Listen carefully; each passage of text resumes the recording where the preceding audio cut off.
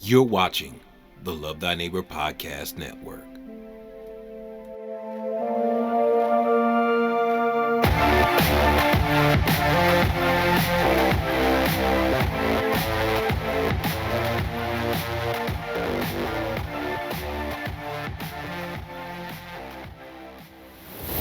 All right, well, welcome to the Love Thy Neighbor Podcast Network. I'm your host, Anthony Wilson, and we're back with another episode. And so whether you're watching this on YouTube or listening to this by way of podcast, I appreciate all of your support.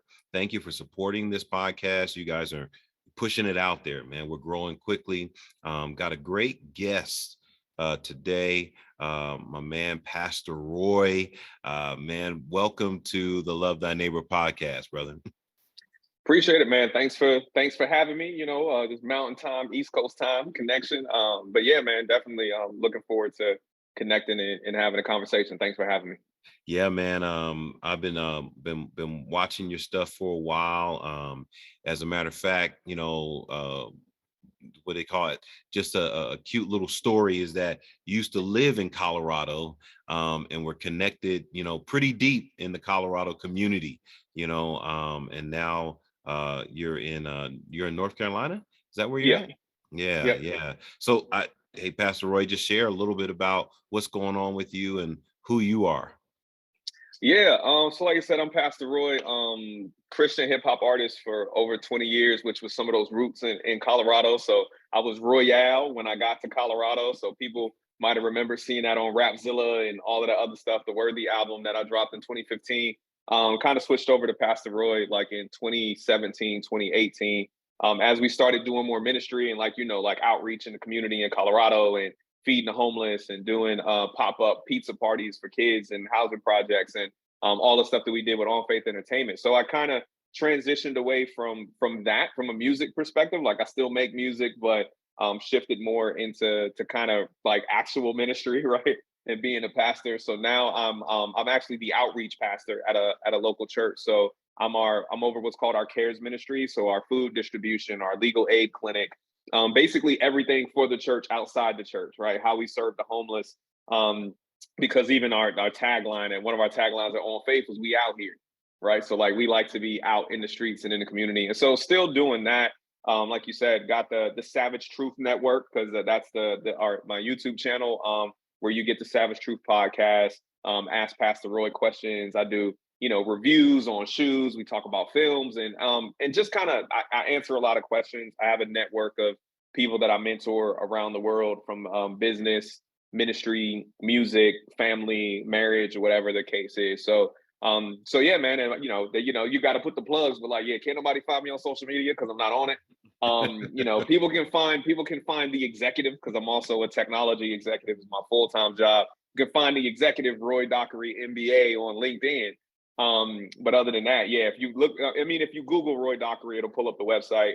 And you can see the podcast, the YouTube channel, and our Discord server. So we do have a Discord server that's kind of a private community for the followers and the people in the ministry to connect and just kind of converse, man. We have real transparent, we talk about, we giving prayer requests in there. We giving people job advice. I think we've had 2 or 3 promotions in the Discord community into management roles just in the last couple of months. So that's growing, and people are getting engaged. So yeah, man. So that's what we doing on this side of the country. Hey, man, it's beautiful, man. Just doing the work of the Lord, staying busy, operating in all the gifts. When you got individuals that got, those five talent individuals, you got to put them all to work. You got to do everything that God has given you and do it, to the best of your ability. So, man, I really appreciate you again, taking time, us getting together, man. I've been looking forward to this. At the beginning of the year, I think you were doing some kind of series, and you were talking about Father's Day, and you were like making the whole year. Yeah. Father's Black Father's Day. Black Father's Day. That's the one. Black Father's Day. Yeah, 2022. Just share a little bit about what the inspiration was for that theme. Yeah, well, it's funny. So every year for the last 3 years, we created this tradition as a family, and we actually go to this camp in the North Woods of Wisconsin as a family. And that camp normally starts on Sunday, which is typically on Father's Day. And then for the last couple of years, I also talked to the camp staff about issues related to Black history, social justice, and all of that. And then it would normally fall like the week of or the week after Juneteenth. So like when we were looking at our travel plans for being at camp, we realized like, hold on, like Juneteenth is on Father's Day. Right. Right. So when you talk about, and again, right, we're talking about being a father, but specifically being a Black father, like this is a day that just got recognized, right? 2022 is a national holiday. Now companies are letting people take it off, right? Like, and so now there's this swell of significance around Juneteenth, but it's falling on Father's Day. So for me, I'm like, I felt like that overlap was when your birthday falls on Christmas, right? Or it's like you got to double celebrate because it's the liberation of Black people, right? Like one of the, because the enslavement of Black people is one of the things that considerably deconstructed a Black family, right? So like that liberation is what actually allowed us to be fathers, right? Allowed us to be men of the household. So when that overlapped, I'm like, we got to double down on it, right? And so it got to the point to where it was a little bit of a campaign. Like I went to New York and went to the Basquiat Museum in New York because there's a lot about the relationship between Basquiat and his father. And I dropped a video on that. And then my wife was asking me, she was like, well, what's the thought like in your head around Black Father's Day? And for me, and you talk about like being there your entire kid's life, I'm like, what I'm trying to drive is changing the narrative that like Black fathers are absent, that Black fathers are absentee. And I'm like, so with that, like my tagline with Black Father's Day is that present is the new normal. Mm. You know what I mean? So like that's normal. Yeah. Like, and to be honest, all of the Black men I know are present in their children's lives, right? Whether they're married, separated, or whatever, like they're present. Like that is the normal. Like I don't know no deadbeat dads. Like I don't. Like I know, right? I know thugs, drug dealers, gangbangers, CEOs, right? Like everybody that I know is intentionally invested in their children's life, even regardless of the relationship with the mother. But like, especially for Black men, like that's still not the persona of us. So I was like, that's what I want to highlight, right? So like, and I want to find as many ways as possible, not just this year, but ongoing, right? To have conversations like this where we elevate the reality, because the statistical truth is that Black men are the most engaged men in their children's lives when they do surveys, right?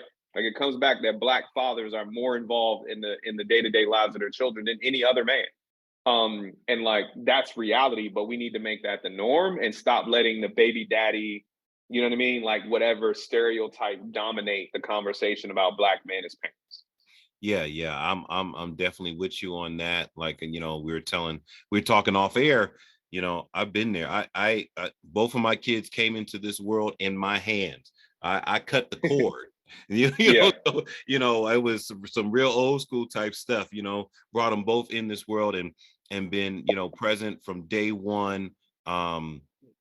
Recitals, football, volleyball, whatever accomplishments in their life, we've been strive for stride, step for step. And it's because, for me, I didn't have my dad. As a matter of fact, since we're talking about fathers, I didn't even know who my father truly was until my mother was getting ready to pass away. She finally told me who he was, on her deathbed, and somebody was like, wow, that's a shame. It is what it is, but for me, at that time, I was already invested, and we went through some struggles. Me and my wife been married for 25 years. And we went through some struggles where, there was a point where, there was, the words divorce were out there, and you start thinking about, am I going to be relegated to a weekend dad? Are we going to, complete this thought process that people have of you? Are you going to become that guy, that people think, as a Black man that you are? By the grace of God, the Lord restored our marriage. The chain was unbroken, so to speak, and we were able to go forward, and we say all the time, me and my wife, that we are, curse breakers. When people talk about generational curses, and we're not going to get into theology around that, but the cycle, that was in my life did not carry over. And my prayer is that, I raise, children that do the same, or raise a young man that grows up to be that same type of father, who is present and accounted for. And so I think, especially Black men, being in the lives of their children, being there, whether, like you said, whether the marriage part works out or not, Yeah. you are still a father. What we'd like for the marriage to be in place and stay in place, but even if that's not the case, you're still a father, and that role is sacred and is significant, to the next generation going forward. So yeah, man, I'm liking this already.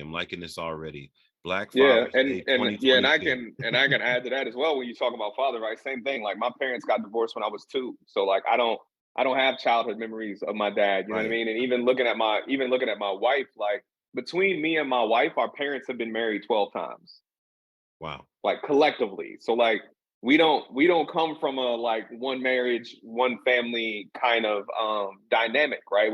My mom got pregnant as a teenager with my older brother, right? Like my wife got, her mom got pregnant at a younger age too, and or got married at a very young age, and then had her as well. So like that entire dynamic is interesting because like you said, when it comes to an example, and whether people talk about generational curses or not, but the example, Right. right? Like I didn't, and even other people around, like I didn't have healthy examples of fathers being present, even in other subsequent marriages from my parents. So it's the same thing, man.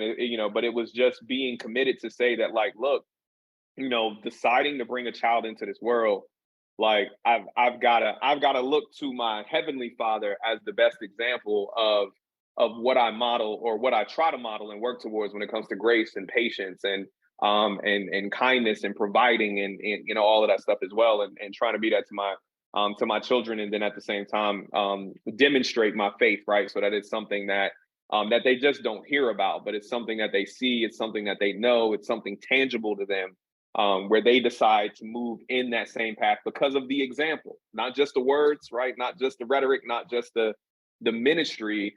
Because that's always interesting to me, right? It's normally like because it's the pastor's kids that are normally wilding the most, but that's because there's a lot of theory, there's a lot of theology, but you got to be intentional about being present and setting that example, because we can be present for our members, we can be present for our parishioners, we can be present for the people who have problems, and we've spoke more into their lives and tried to be more an example by providing that, and by basically sacrificing that availability and being present for our families, right? That's why your family is supposed to be your first ministry. And people, we pastors fail at that often, right?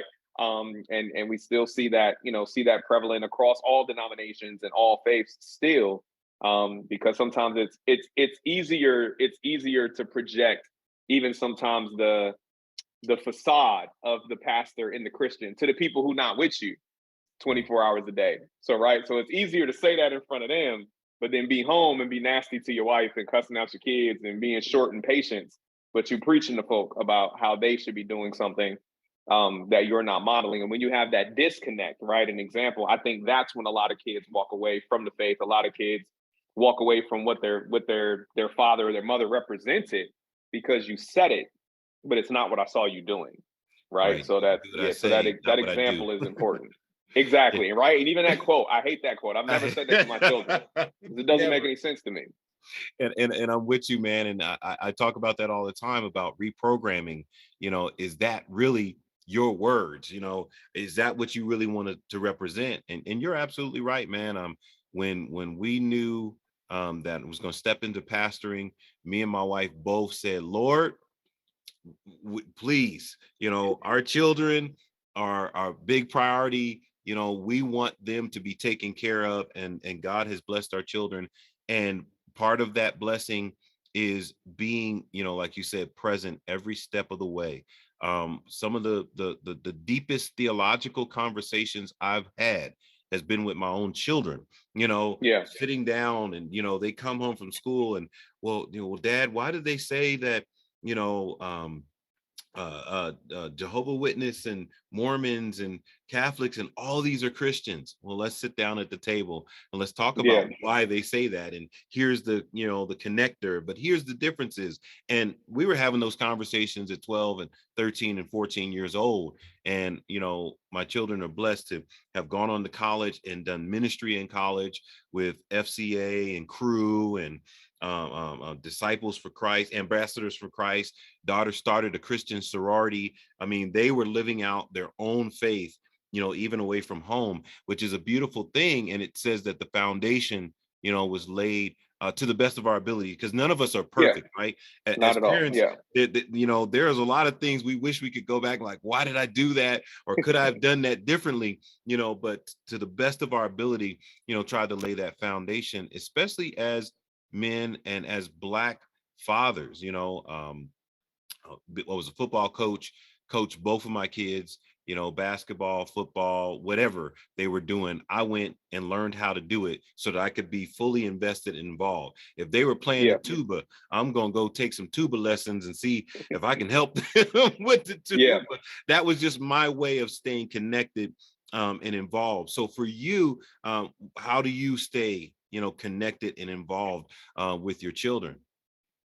Yeah, man. And I mean, and that's been, even a struggle, right, over years. And I mean, even when I was in Colorado because of work, right? So for the last 12 years before and I tell people, and I've said it on my podcast before, like the pandemic, and I don't want to say this, I know people lost loved ones and Yeah. everything like that, but like the pandemic was a blessing to me because before the pandemic, I spent 75% of my time away from my family. Wow. I Yeah. spent 75 to 80% of the time on the road. I was in hotels. I was at the Marriott 220 to 240 nights a year, 80, 90 flights nationally, internationally. So it's like, so for me, like it was really being intentional and being present when I was at home. It was the structure of our family where my wife's been at home since my oldest daughter was born, right? And she doesn't have a requirement to work because we struck that balance and providing and making sure that they had an environment, right? People around them that was supportive. But then it's really that one-on-one relationship with each individual kid, right? And even though they come from the same pot, they're so uniquely different. And like you said, it's being interested in their hobbies. It's digging, right? Like you said, it's soccer, it's tumbling, it's gymnastics. I just converted my garage into like a workout thing because my oldest daughter is doing parkour, right? She got me out there hopping over blocks and doing vertical jumps and vaults and all other kind of stuff. I'm wound up breaking myself down. But it's being intentional about that time, even when it's limited, and just always creating that space for my family, right? Like if I'm like, when I set time aside for our family. So we do like game nights on Thursdays, we do movie nights on Fridays, right? Like I've got a 13-year-old, 11-year-old, and a 5-year-old right now on a regular basis. All of my children still sleep in my room, right? And it's like, and it's a request. Like, it's not, they're like, can we sleep in your room tonight? Because I mean, I have a big room, but it's like we've got like recliners. So we've got like a reading area in our room with recliners. So my oldest daughters will come and they'll set up their pillows and their blankets and lay the recliners back. Then my son will come jump into bed, who's 5, between me and my wife. And they just want to be in our presence, right? So I think just making that space as a family, like one of the trade-offs that we did as well that helped, because when I wasn't traveling, I worked from home. So my kids have also been homeschooled for like the last 8 or 9 years. Like even when we were in Colorado, we were doing co-ops. So even when like I still spend a lot of time with my family, even though like when you do the hours, like the number of hours that we spend together as a family is significant. The amount of hours that I spend with my wife is significant because through the pandemic, it was 24 hours a day, 7 days a week. And it was amazing, right? Like it was just like I already knew them well, but like I got to give them more time. I got to be more intentional. We got to know our neighbors, right? We got to understand our community and to serve our community. Like, and the thing is, we do life together, right? Like when my oldest daughter is a lawyer in teen court, right? My youngest daughter loves to bake cakes and cookies for the police department and the fire department, right? Like I helped her start her own YouTube channel. She got like a video on YouTube with like 5,000 views. Like her weekly views is higher than mine. And it's like, but helping them build that. My 5-year-old son has a gaming channel, and he just wanted to learn how to use the video switcher. So like, yeah, man. So it's being intentional, and like, and you said it, not just doubling down on it. Like, just kids change their mind all the time, right? Like they love something one day, but really being present and engaged and invested in what they're doing. Like, yeah, you're gonna waste money. Like, yeah, they're gonna like something today, and you're gonna buy some cleats or some pom poms or some basketball shoes, and then next week they're gonna want to play tennis. My kids are in tennis lessons right now, parkour lessons, swim lessons, and golf lessons, right? I'm like, I don't care. Like, I just want to be there, and make sure that, right, striking that healthy balance. And I think the other thing about it that really ties us together as a family is we serve together, right? Like my son was 4 months old, and we were at the Denver rescue mission in negative 24-degree weather feeding the homeless when he was 4 months old, like in February of 2017 or 2016, 2017. So like freezing cold outside. My daughter on Valentine's Day, right? My daughter handing bags of candies with notes in them to the men and women out there. So they've been serving with us in the community at my concerts, right? Like, and just seeing the way not only that we proclaim to love God, but like I love the fact that my family, we've spent a lot of time together loving people intentionally, and loving people that can't help us back, loving people who aren't just in our family, loving people who aren't just in our church. And even right now, like my family, I'm in Atlanta today. My family went and delivered food to the senior citizens in our community, and then delivered food to the housing projects and some other neighborhoods that are around our church, and that's every other Tuesday. And so that's the other thing apart it as well that I think kind of keeps us connected, is that we also like serve together in the ways that we're called, and we leverage everybody's gifts in the family, like in the way that we serve people. So it's like we made that our mission, that like collectively we have gifts. And so like our family is a ministry. So how does our ministry support people? How does our ministry pour into people? And I think that keeps us really, really closely connected as well. Yeah, I think that's beautiful because I share the same story. Our family has served together. It's never been all right, mom and dad are going to go and we're going to go do this. We all went. If we were, like you said, handing out food, if we were doing a clothing giveaway, if we were taking over a gas station and pumping and praying, and whatever we were doing in the Yeah. community, our children were a part of that, because we did see that. We saw our whole household as we do ministry together. We serve together because each one of us are uniquely gifted by God. And so when they went off to college, they carried that with them. So Yeah. doing ministry on the campus was not a new thing for them. It was actually something they were looking for when they got there. They were like, okay, where can we get involved? Because Yeah. we're Where am I we're not, going? I got to get to work. we don't just go to church, right? Yeah. We be the church, right? So we're gonna get out of the four walls, and we're gonna do some things, and we're gonna mentor some people. We're gonna disciple. We're gonna do outreaches, worship nights. I mean, our kids. One of the beautiful things is that both of the colleges, and this wasn't just our kids; it was some of our youth too. When all of our youth started going off to college, they started in bringing us up to the colleges, to Yeah. do teaching and Bible study. And I was like, wow, they're now bringing us. Whereas Yeah. before, we were bringing them into stuff. Now they're bringing us. They're like, hey, we're going to do a worship night. Why don't you guys come up and be a part of that? So it's an amazing thing when you build that.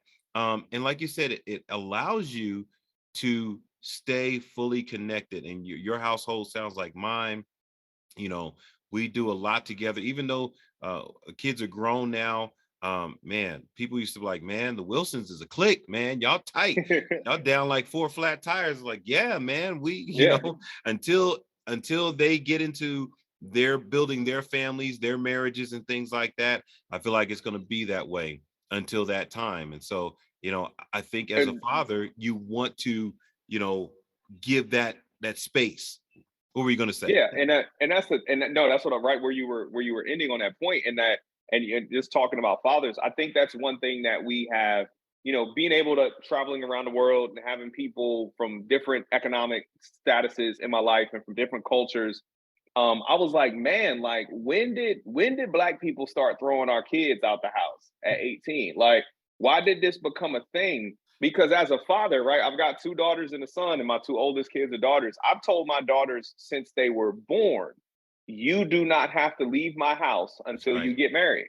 And my son, the same thing. Like, why would I want my son moving out, paying somebody rent instead of saving up money so that he would have the ability to be able to invest in his family and or start a business or whatever he wants to do? Because I said, and I told my wives and my son, I said, like, son, until you decide that you're going to be a husband, you're still my son.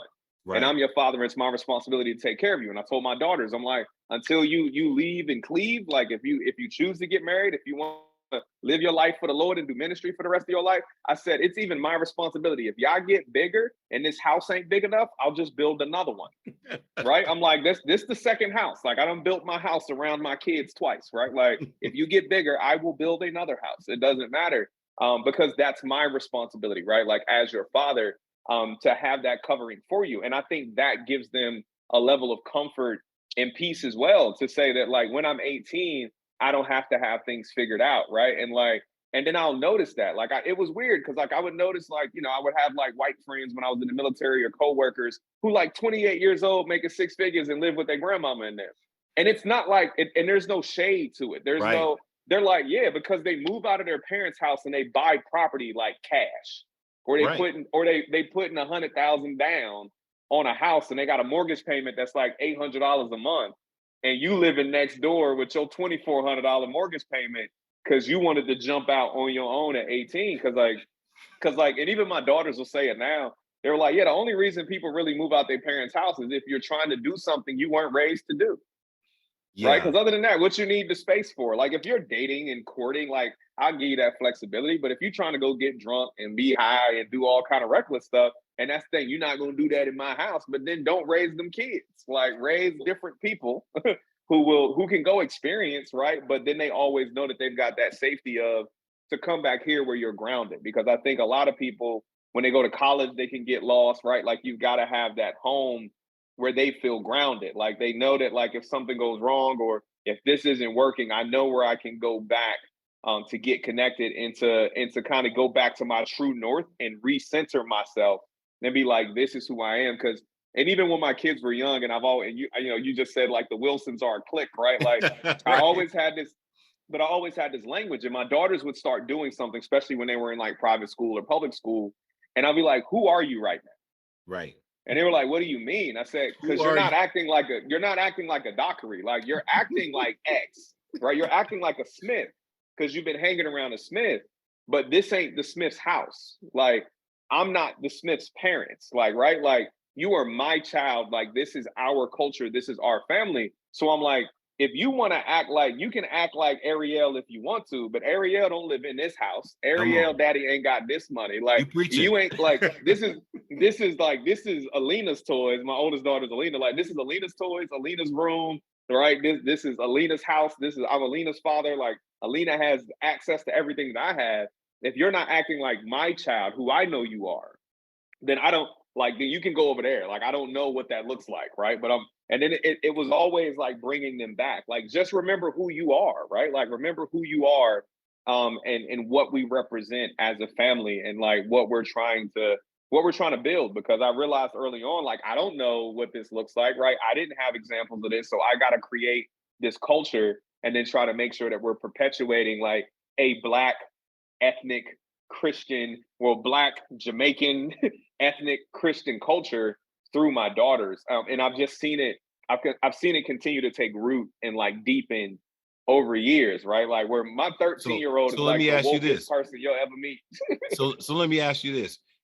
This is a question that my wife and I would discuss a lot. As far as building and moving forward in life, do you think there's an advantage to not having any, father figure versus having maybe a bad father figure? Is there one situation better than the other, or what would you say about that? I think, well, either I actually to me personally, right? Like I'm an applications engineer, right? So to me personally, it was like my father wasn't like you said, you didn't know who your father was. Like I knew who my father was. I knew I looked exactly like him. I knew his family. I knew my grandmother. I knew what he was doing. I knew he was successful. Like I knew things about my father, which allowed me to have, so like I had an innate longing for a father, but didn't have it. Like I don't like, so I can't say what that would have felt like if I was a kid who just knew my mom and didn't really even know a dad was supposed to be there. So like I had a tangible gap because I did have some connection with my father. My parents got divorced. I know he's there. I see him like every 2 or 3 years. So there was still like a necessity. I think a lot of young men are raised by women, right? Especially when they don't have a support structure, where you try to almost exclude that need from their life because you know it's not there, especially if you don't have other men around to fill it. So like for me, I was able to take, right? I'm able to take like what I think I wanted from my father, like the things that I felt like I was missing, and then I want to make sure my son never misses it, right? So like I did a poem about like I don't know what it feels like to be a little kid and to be completely engulfed in my father's hug. I don't know what that feels like, right? I don't know what it feels like to run up to my dad and like plant my face in his groin like your kids do, right? Because they just don't care, right? Like run right into you and then put their face on your thigh. Like I don't know what that feels like as a kid, but it's like, but like I'm learning, like my son does it, and then I'm like, this is what this should feel like. So I sometimes I think it's good to have a like a bad example, because then at least you know what you don't want to do. Okay. Right. So like it's like, you know, like I didn't have a lot of examples growing up of good marriages, but I had examples of bad marriages. So there were things that I'm like, I'm not going to do that. Right. Like I'm not like, it doesn't, you know, I was already at the point before me and my wife even had kids. They're like, it doesn't matter what happens in my marriage. I will never leave my children. Right. Like that doesn't matter. So, and so I think it helps from that regard. But at the same time, I'm kind of in the middle, right? Because it's not like I had a dad that I had a close relationship with. So I did build from nothing. With like this very, You had scaffolding. yeah, I was trying to find the word like scaffolding, or it's just it's the outline. Right. Right. So I had the outline. There was no detail in it. There was an outline. And I'm like, I know what that is. But then I like over the years, I'm going through as a father and like coloring that outline in. But there was something there, even though there was really no substance to it. So it's still basically built from scratch. But there was something in me because I had been connected to my father that was always pulling towards that anyway. Because one thing I didn't mention earlier, like when I was 18 years old in college, my father was actually stationed up in Virginia, and I was in college in North Carolina. So I started driving like every other weekend to just go spend time with my father. And like that something in me was still pulling. Like I look exactly like him. I'm like, I need to, like, what kind of books do you read? What do you do? Like learning more about, because that's the Jamaican side of my family, like learning more about that culture and our family. So like, even though like I had no relationship, there was something that still pulled me there. And luckily at that time, right, like I found Jesus. I got saved when I was in college. And even some of probably that push that would have been in my heart, like that resentment, like I felt so loved by God, like I didn't really have a lot of space to hate my dad. So it was like I just wanted to know who he was, because there was so much of me that reflected him, right? That I was like, I just wanted to go get to know. And so I know that was there because I wound up following up on that pull like 15 years later and making it and taking it upon myself to build a relationship with my father. So Yeah, I think, because me and my wife would have that discussion, is it which one is better, to have none, or to have a bad father or absentee father, even though they're in the house, and like you said, you're kind of in between because he wasn't always around, but he was within, striking distance. You could yeah, get to him, you yeah, could get to him even though he wasn't. And so I think though, building from scratch, what I've learned about men is that that's what we do anyway. We're pulling from all different things and piecing together who we believe that we are. You know, a lot of times that's how we go through our process, you know, and having a father and being able to glean from him, or having somebody in our life that we can glean from, because that's what we're going to do. You know, Yeah. throughout our life, we're going to run into mentors, and we're going to take from that person. We're going to run into, and we're going to take, and we're going to try to build the individual that we are. You know, I remember riding one day, my son was sitting next to me, and I was, you know, driving in the car, and I kind of leaned back, and I kind of looked up over at him, and he was kind of leaned back, and it's like, it's like he was mirroring me. And I don't know that he even remembers doing that, but you know, that having that, you know, even just the framework is a piece of our development. And so I think if fathers would really understand that you are very significant, and changing that narrative, because like you said, you know, a lot of the fathers that I know, even having this conversation with you, I got another pastor friend, JB, Jonathan Bratcher, him and his wife, their family is kind of like ours, you know, and they are, he's present, he's accounted for, he's very active. I had another friend, Chalmer. He's actually JB's in Fayetteville, North Carolina. Okay. Yeah. My friend Chalmer, he's in Austin. Another man that's fully invested. He's there in his household, experiencing them growing up, you know, and going through the same things, the same story that we're telling. They're telling the same story, that from trying soccer and football and all these different things, and Yeah. whatever they wanted, kung fu, whatever they wanted to do, you're walking through it with them. And I think that is such a precious gift, that when you didn't have that, you know, I remember when I gave my son his first haircut, it hit a chord in me that I didn't know was there. You know, I'm giving him Yeah. a haircut, and man, I start tearing up like, whoa, what's this? What's this? Yeah. And just really realizing that I never had that.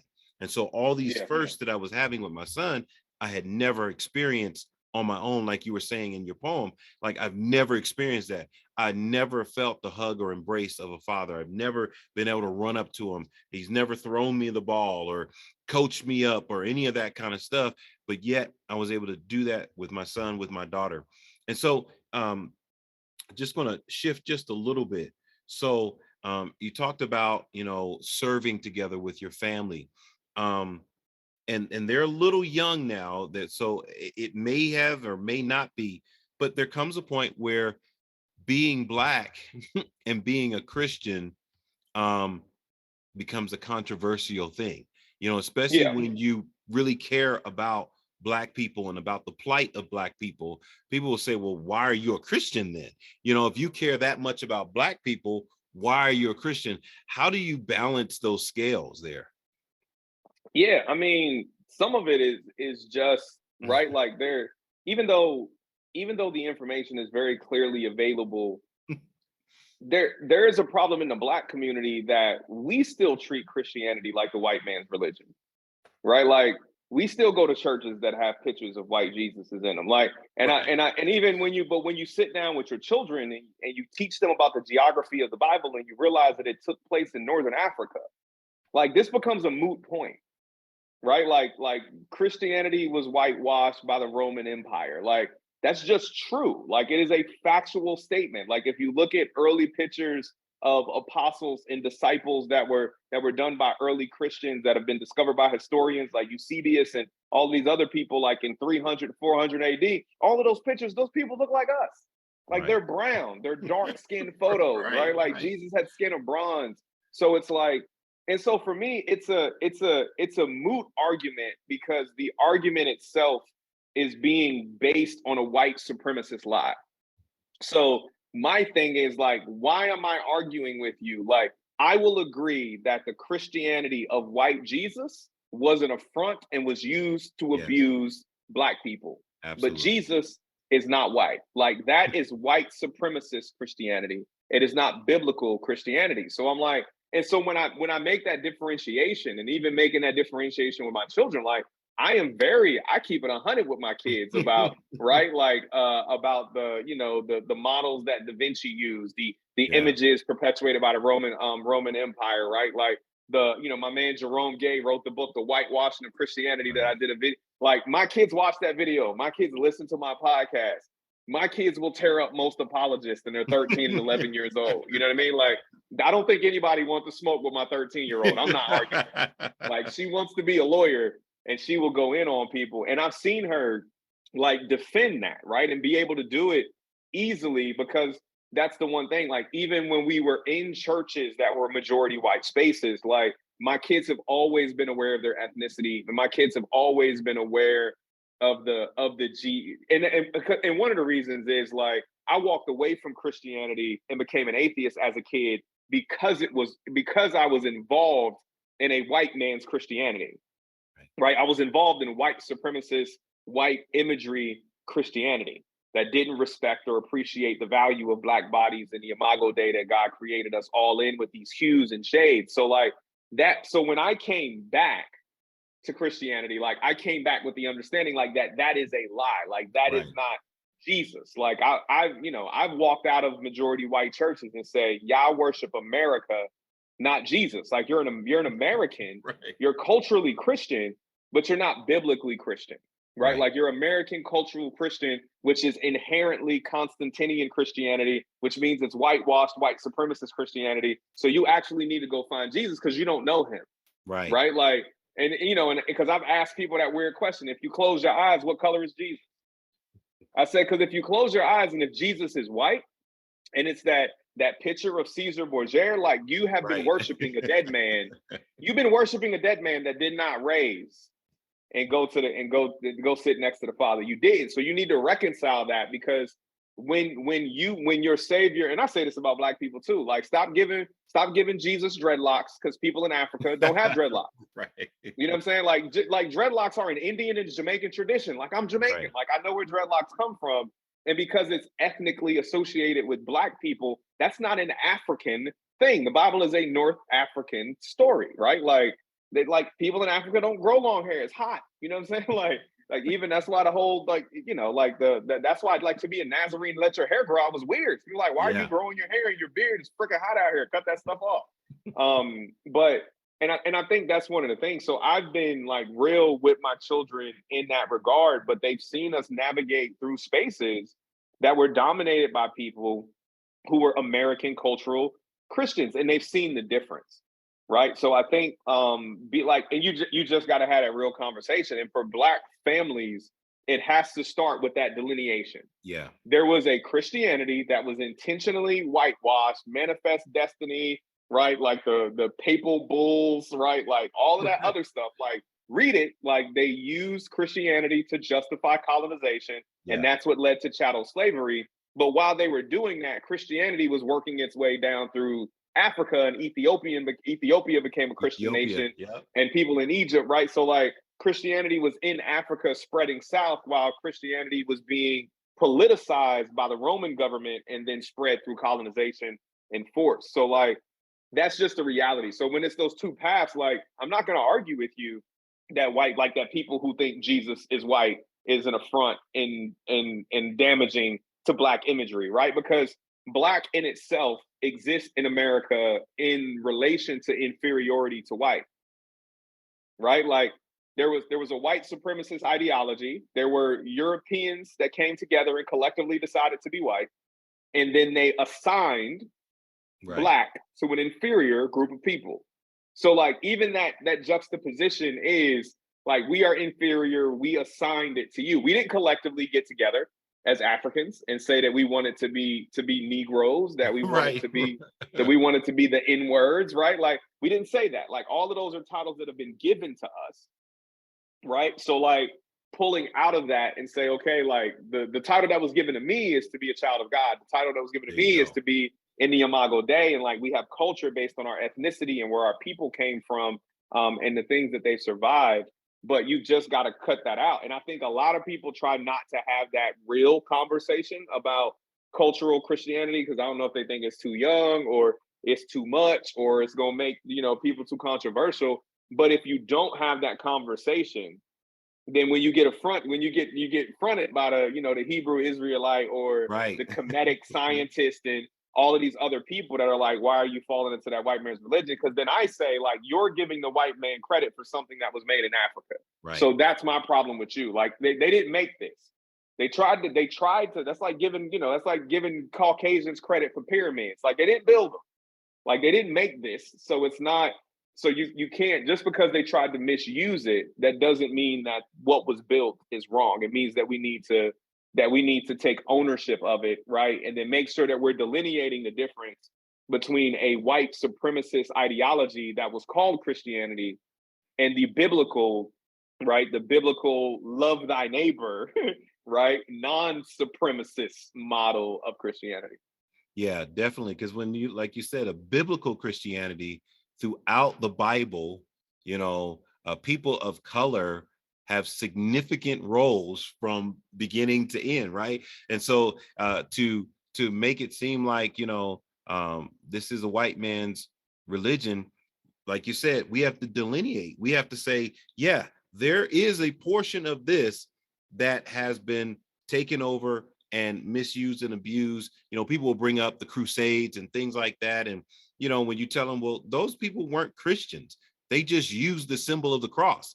That doesn't mean that they were Christians. Well, No. don't put that on Same Christian thing, like ideology. Constantine. Like, everybody talks about Constantine's He conversion. wasn't a Like, Christian. Constantine was not a Christian. He was still being worshipped. He was still being worshipped as a pagan god. Yeah. While building a Christian army. Like, no, he was Right. just putting a cross on his shield. That's all he did. And moving it forward. And again, God used it. God uses everything, right? God used that to advance advance the agenda that he had. But it was like that. God used Pharaoh. That don't mean Pharaoh wasn't a devout Right. Jew, but like, he forwarded the story of what God was moving forward, right, to fulfill ultimately what the calling is. So yeah, man. So I think I think it's important, but yeah, like, and so, but again, like, making sure they understand their identity, making sure that we're understanding the geography of the Bible. Like, where is Mount Sinai? Mount Sinai ain't the Swiss Alps. Right. You know what I'm saying? Like just look at the geography and then have that conversation, because God, and I tell my children this and my wife, and when I teach, like,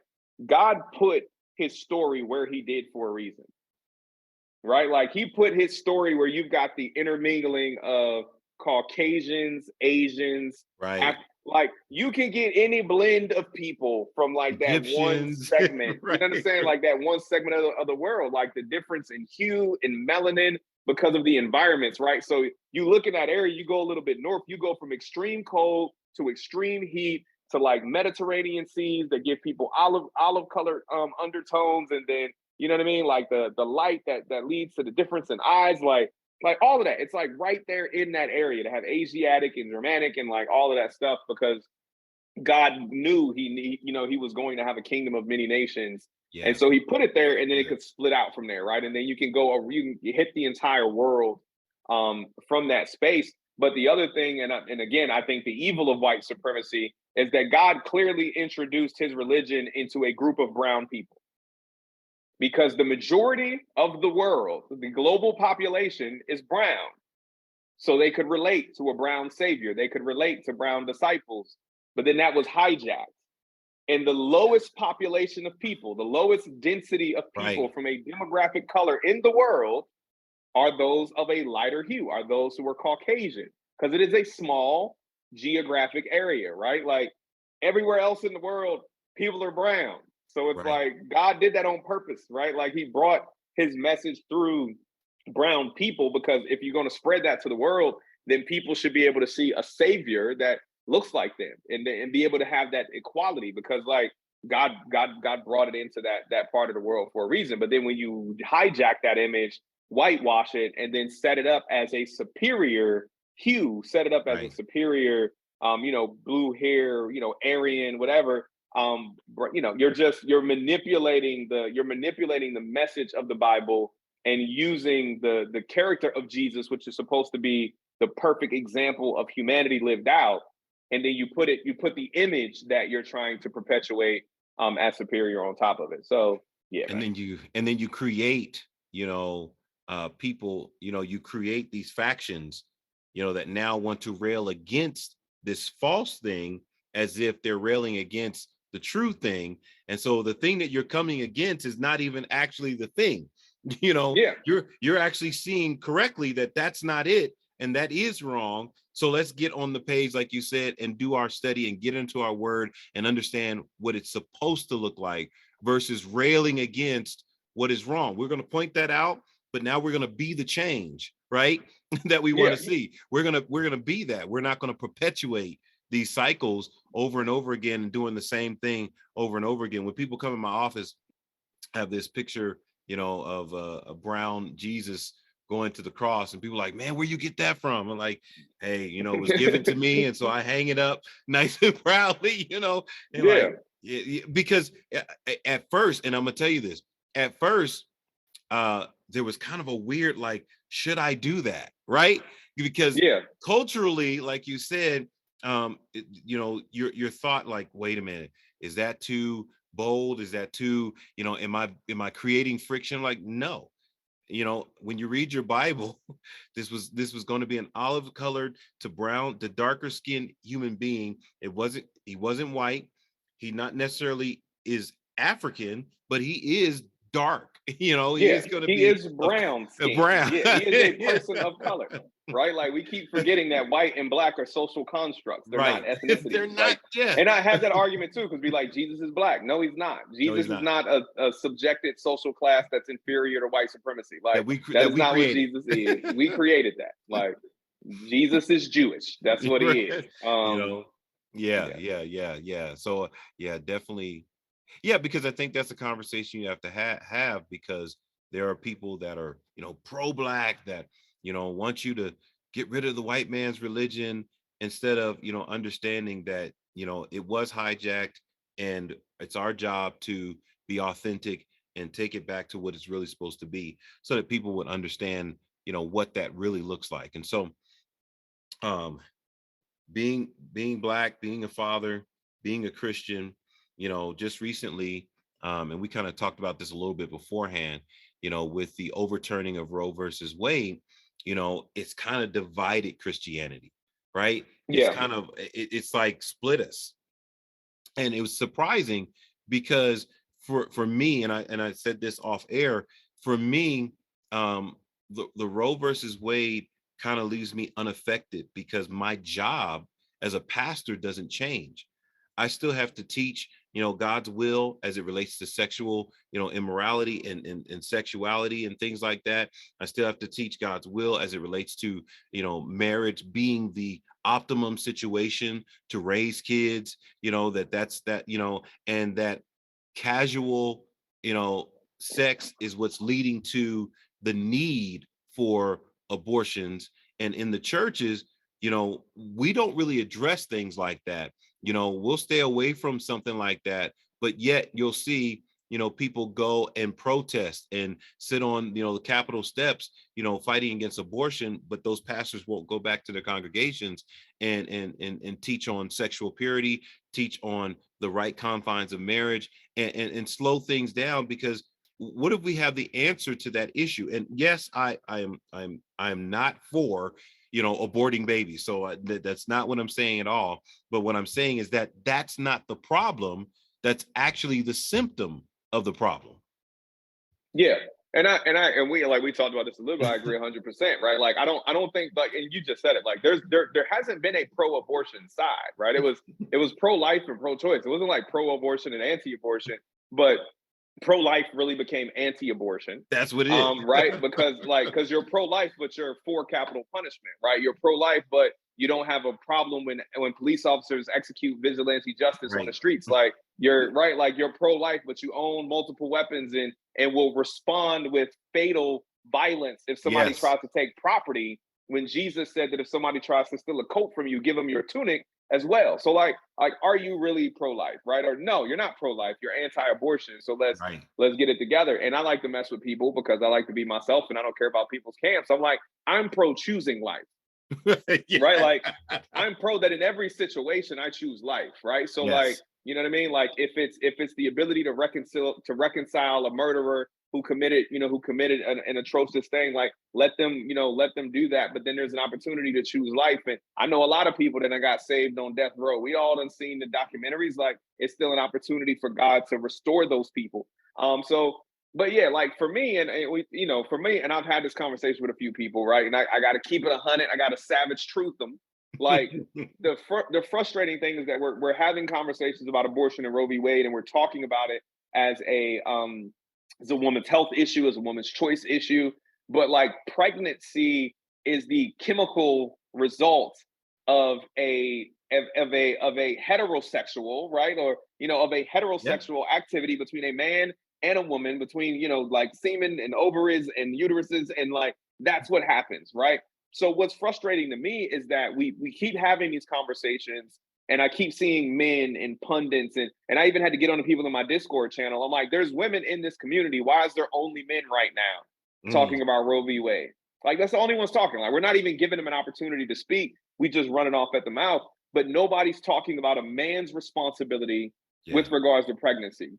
Right. I was telling somebody the other day, you telling me we done had 50 years of science since Roe v. Wade, and can't nobody figure out how to make a birth control pill that makes men sterile, instead of us putting the responsibility on controlling conception on women, right? Like we are the seed bearers. We are the ones that were giving the headship and the commandment to be fruitful and to multiply. So the multiplication is on us, right? Like the ground is there, but like we got to plant the seed for that to be multiplied. So like I hate the fact, and I will say hate, that there are no conversations about the responsibility of men, especially in the church, right? Because you can have a young man who gets a girl pregnant in church, and all the attention is on her. It's on her.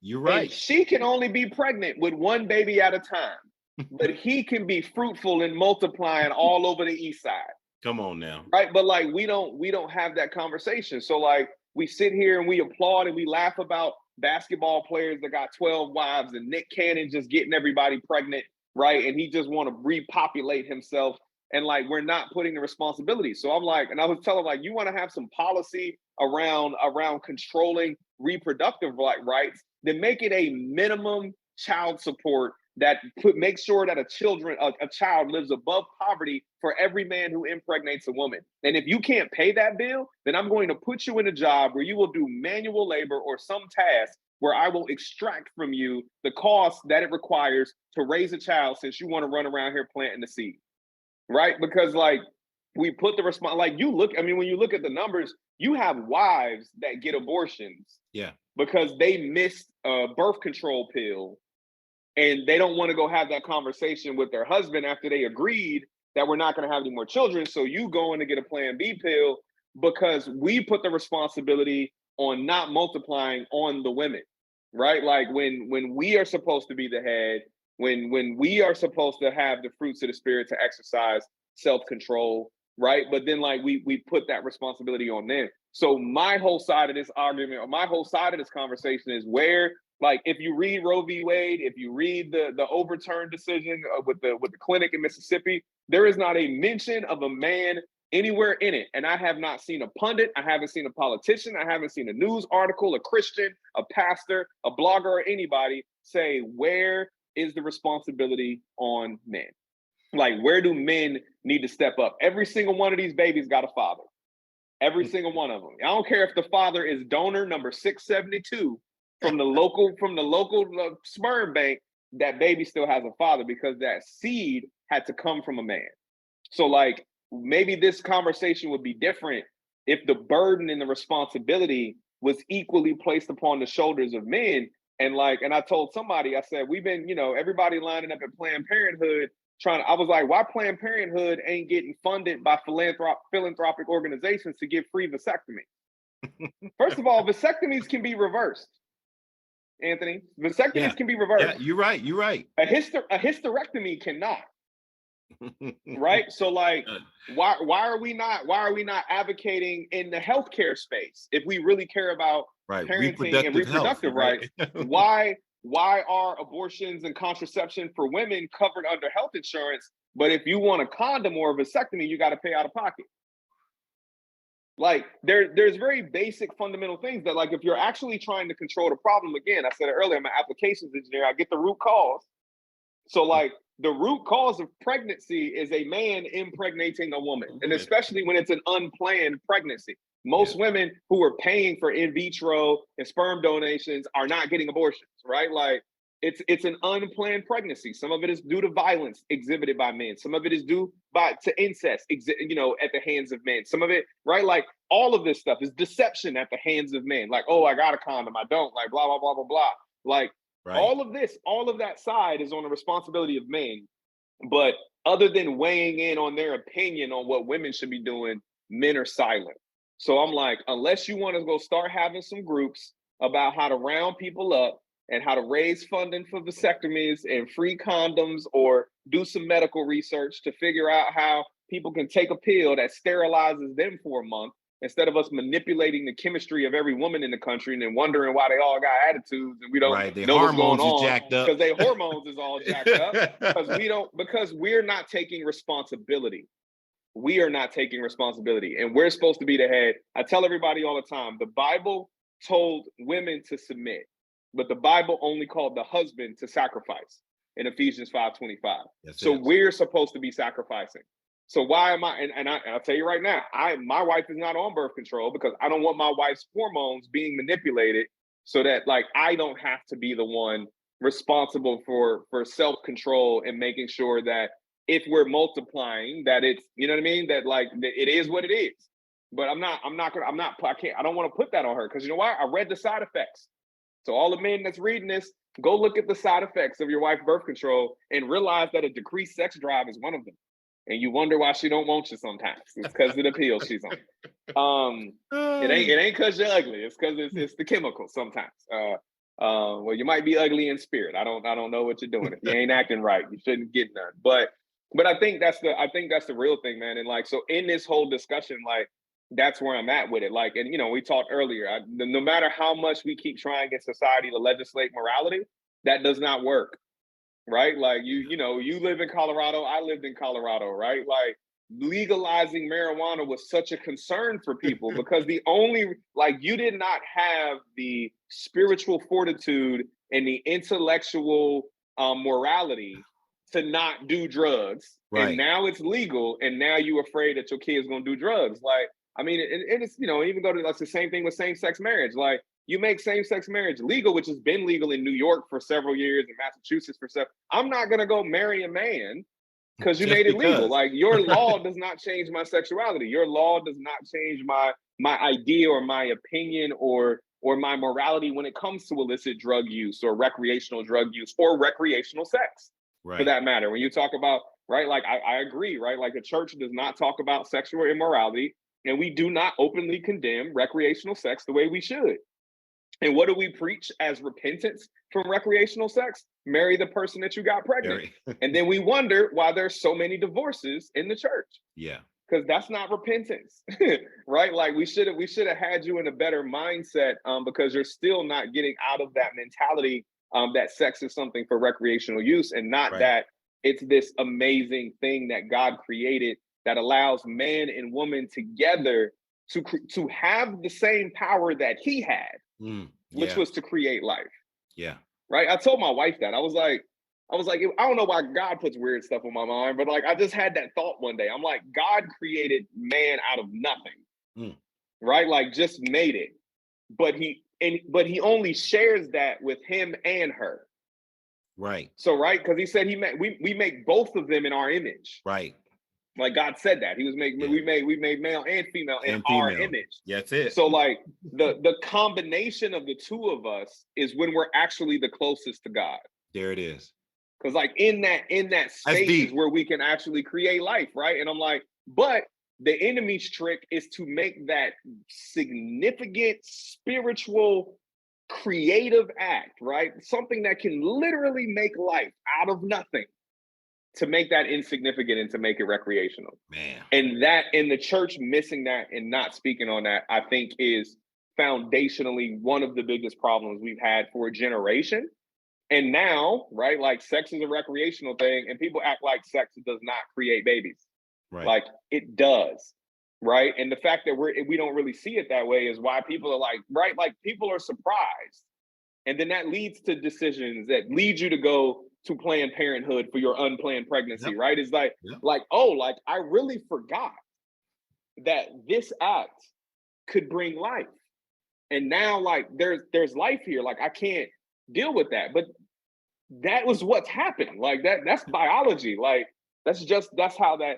But when you disconnect that, when you disconnect procreation and you just make it recreation, right? Yeah. So like, I Yeah. can just keep doing this again and again and again when there is no pull, when there's no pro in there, and we're not actually generating life.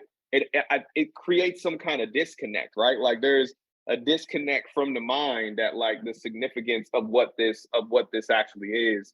Um, yeah, yeah, it's Yeah. crazy, but yeah, Because like you said, we make the side effect the primary goal, right?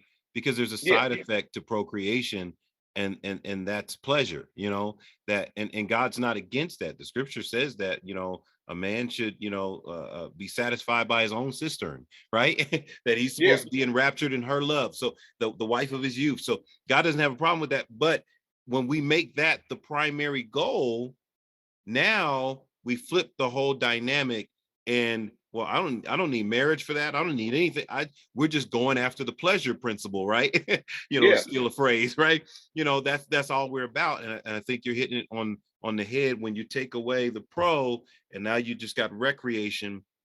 We're in trouble. And that's what leads to, these scenarios. I heard one pastor saying, that he was weeping for the women of this nation, and like you said, um why aren't we going to our men instead of weeping for the women? Why aren't we challenging our men? yeah. I mean, I think Oh, about bruh, Jesus. the week after we had our Saturday men's ministry meeting, I went ham. I did I went too. ham in the men's I ministry did, meetings. I I was did like, too. I and started talking about I'm the second youngest person at our men's ministry meeting. So everybody that I'm talking to in there is uncles, grandfathers, great grandfathers. I'm like, we need to fix this with our sons. Like, we're not, like, what are we doing? Like, this right. isn't a conversation, right? Like, what, because there's excuses and blame and no, we own this. Like, this is on us. Yeah. And we gotta do something about it. Like, we keep talking about all these men running, these young boys don't know how to act, this, that, and the third. It was like, yeah, Then they don't know how show to them. act. They ain't got no fathers. You need They to ain't show got them. right. You Exactly. need to show them. It's like when Jesus, they brought to Jesus the woman that was caught in the very act of adultery. I don't know how many men were standing there, but there's a group of men bringing this woman to Jesus. you know, and Jesus does something that's very subtle that most people miss, is that Jesus holds the men accountable. He says, well, wait a minute. If you are without sin, then go ahead and stone her. you know Yeah. since you know what the law teaches, right? You're coming to me, giving me a theological lesson on what the law teaches. You're bringing this to me. Hey, whoever's without sin, cast the first stone. And the Bible says that from the oldest to the youngest, they all walked away. And it's interesting to me that that should be the way, that the oldest should be teaching the younger, right? The Yeah. oldest should be giving the example. And like you said, and I asked this question in our men's group. um I said, why don't men hold men accountable? I said, why don't they do that? Why won't godly men hold other men who say that they're Christians, they're men of God, accountable to the things that we're, and man, and I said, I want y'all to be honest, and I want y'all to give me the right answer. I want you to give me the real answer. Give me the answers that you don't want to say. I want Yeah. you, and man, the answers I got, Roy, you would have been like, wow. But it's real, that a lot of men feel like, well, who am I? Who am I to say Yeah. this to this guy? And what if he don't like what I have to say? What if he say, mind your business? What if he, I mean, there was there was some real open, authentic conversation. And I felt like it was necessary for us to shift towards, moving into, proper manhood, biblical manhood. Because I said, people are talking about godly husbands and godly leaders. We need first godly men. Yeah. If you're a godly man, then you will progress to being a godly husband or a godly leader. That's natural progression. But how do we become godly men? And so I think you're right on target, is that we need to be having more candid and direct conversations with men. And we need men that love the men around them enough that they're not afraid of them, because love will cast out fear. If you really care about people, you'll step in there and say, hey man, I got to say this to you. I'm not going to run from you. I need you to know this. And we need more men to operate in that type of love of their neighbor, where they'll speak the truth in love and they'll step up in that area. Yep. And like you said, and I think, and that's one of in our men's ministry, that's what we've been talking about. Like when David sitting down in Kings and was talking to Solomon and was like prove yourself to be a man. And so we've been having like recurring conversation on what does that mean? Like what did he mean? Like he didn't say, like you just said, he didn't say be a king. He didn't say be a general. He didn't say be a warrior. He didn't say be a husband. He said be a man, right? Because if you're a man and you learn how to be a man, you learn how to be a godly man, all of that other stuff follows. You learn how to be a godly man, you'll be a godly husband. You know how to be a godly man, you'll be a godly friend and a mentor and a coach, right? And you would know how to be a king when you were given authority, when you were given when you're given like providence over people, right? And it's like even being in leadership roles in like corporate America for the longest, it's so weird to me to see people with so much power who are so insecure in their manhood. Right. Like, I mean, like paid, you know what I mean? Like degrees on the wall, like you would think that like, but they're normally the most insecure people because like they're not holding on to something, they're chasing something, right? Like I'll be a man when I get my MBA. I'll be a man when I become a director. I'll be a man when I become a vice president. I'll be a man when I become a CEO. I'll be a man when I hit 1 million. I'll be a man when I hit 10 million. But it never fulfills them. They just keep chasing it.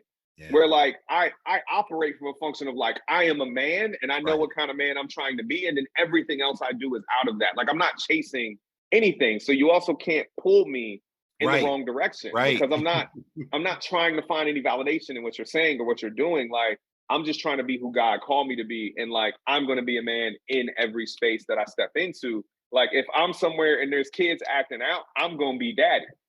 I don't care whose kids you are, right? If I'm in a place, like I've been in places before and almost had to come to blows with men who were being hostile and disrespectful towards waitresses or whatever else. Like I'm going to be a man anywhere that I go. You're not going to put your hands on a woman in front of me. You're not going to be super disrespectful to children in front of me. You're not going to condescend. Like you're not going to do that around me because I am a man. That's it. And I will represent men anywhere. And like, you know what I mean? Like I don't have a problem checking you on a plane. Like I don't check people at planes, restaurants, hotel check-ins, Walmarts. I don't care. And it's funny because you see like, and it's not like in an aggressive way, but it's just like, you know what a man is supposed to look like, and you're not acting like one right now. And I probably, out of all of these years, bro, I probably had 1 or 2 like hostile responses, and those people are always intoxicated, right? And it's like, but everybody else is just like, honestly, they receive it because it's man to man. Like I'm not trying to physically challenge you.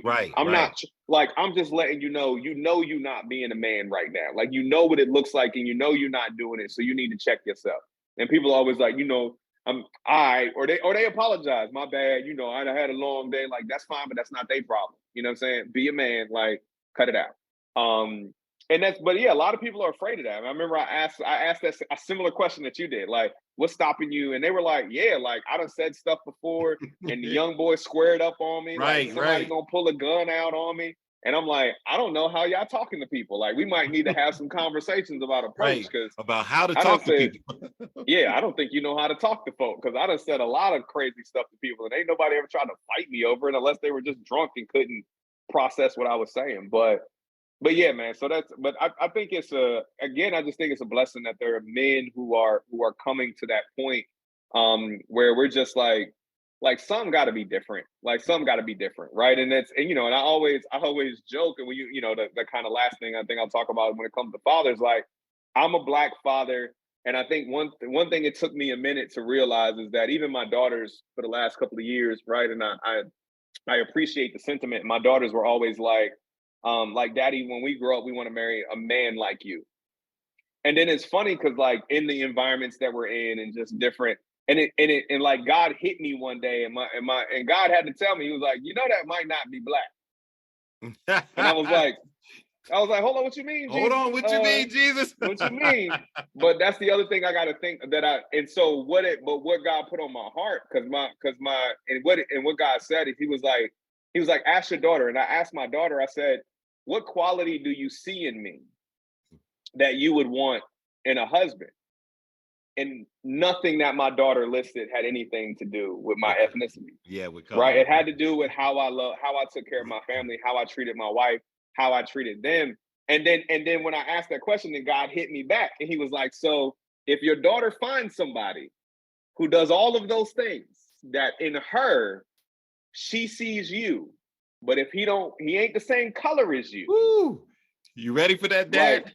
are you ready for that? And I was like, well, Jesus, I got some time. So let me, Yeah. but when that hit me, I was like, man, that's crazy, because like I mentor and I develop people of all, and like there are a Right. lot of people that I come across that are like me, that have a heart Yeah. like me, they're not black, right? Right. I got people that's Asian, they Indian, right? Like people from all other kind of dynamics. So that's the other piece of advice that I would offer to black fathers, especially out here in these diverse streets of America. You know, I know you're in Colorado, you got Hispanics out there, Oh you got yeah, everything popping everything.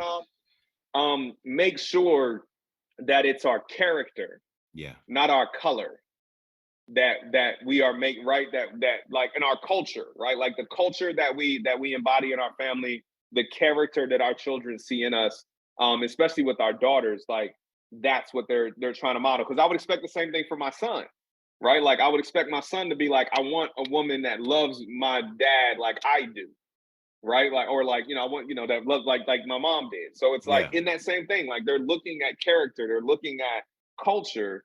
And then when those things line up, you know what I mean? Like but we got to be ready for it. We got to be ready for it, Yeah. because Yeah. this world Yeah. look different out here in these streets than it But did. you're absolutely right. And and my wife and her sisters, they tell me this all the time. They're like, hey, you done ruined it for a lot of guys. It's gonna be tough for her to find somebody that matches up to her dad and the way and it's like, hey, I'm okay with that, because if that man is willing to step up to that standard, then Yeah, he'll do her right, and he'll love her like Christ loved the church, like you said, and sacrifice, because no man hated his own flesh, but he cherishes it and nurtures it.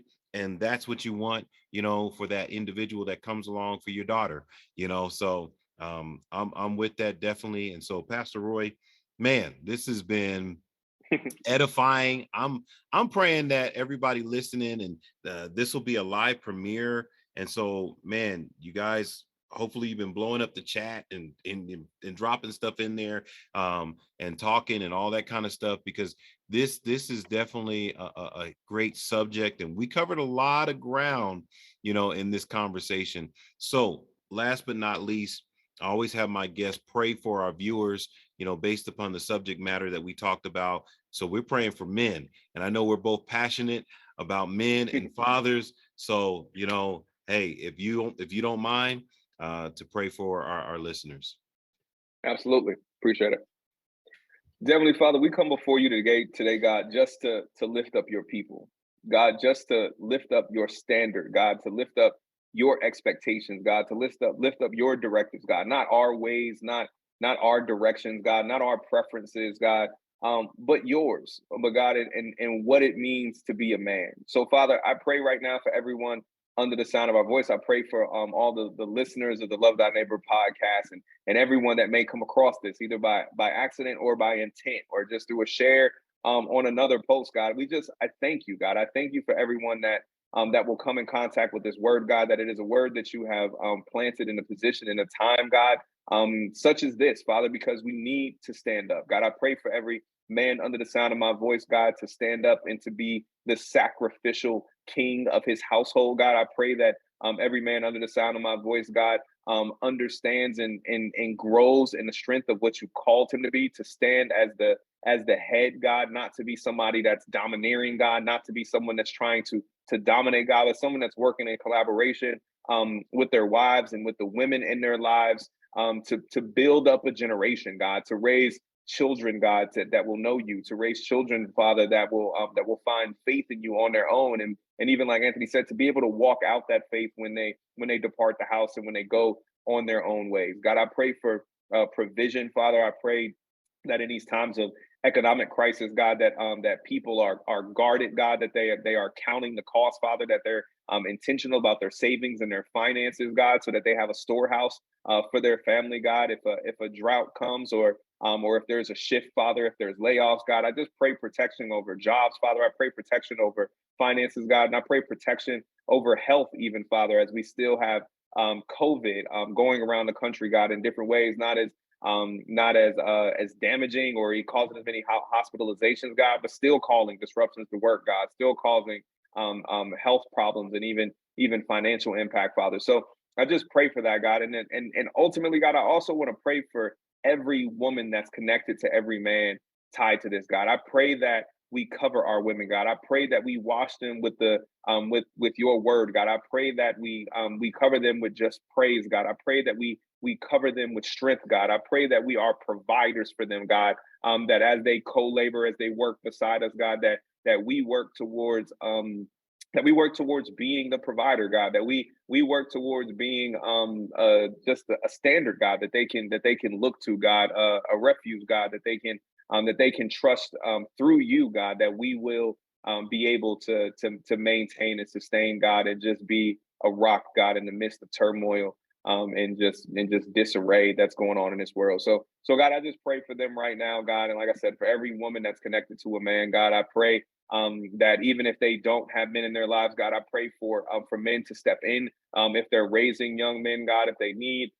father figures, God, that they find mentors, that they find godly men, or those that are willing to pour in and be an example. Because even as Anthony and I said, there are different men in different spaces that may not have been biological fathers, but they were people who were examples in periods of time and in seasons of life, God, that we were able to glean from, that we were able to pull some nugget of knowledge, some wisdom, and some direction, Father, that allowed us to be better than what we were given. So God, we love you and we thank you. Just continue to bless this podcast, God, the video, the audio, God, that your message reaches the people that you intend for it to reach, God, because it is not the numbers, God, it's not even the influence, God, but it's the impact that we can have for your kingdom. That is ultimately what we should be measuring. So we love you and we thank you. And it's in the name of your son, Jesus, I pray. Amen. Amen and amen. Well, I want to thank you guys for listening and watching the Love Thy Neighbor Podcast Network. Thank you again, Roy, Pastor Roy, Sabbath Truth. Make sure that you guys check him out. He's all over the place with Discord and with the podcast, and I found him on YouTube, so I'm pretty sure you guys can find him on there if you're not already watching. I would love to work out your hearts and mind and strength, and love your neighbor as yourself. God bless you. Thanks for listening.